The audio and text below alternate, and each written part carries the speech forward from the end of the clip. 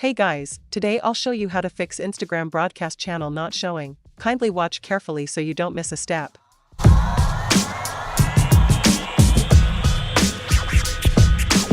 If you noticed at first we don't have the option to create a broadcast channel, now the first issue could be that we haven't reached the requirement of 10,000 followers, but if you have 10,000 followers, kindly use this second method to fix the issue.